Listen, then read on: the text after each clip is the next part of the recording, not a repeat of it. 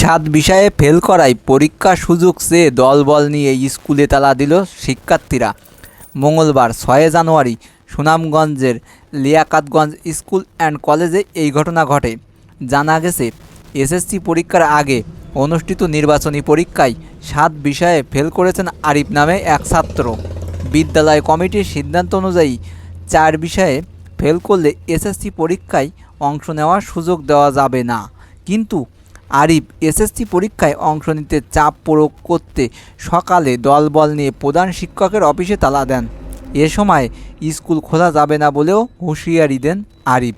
তবে বিষয়টি স্বীকার করে অভিযুক্ত শিক্ষার্থী আরিফ বলেন, সকল বিষয়ে যে ১৬ জন শিক্ষার্থী পাশ করেছে শুধু তারা পরীক্ষা দেবে, এর বাইরে কাউকে পরীক্ষা দেওয়ার সুযোগ দিলে আমাদেরকেও দিতে হবে।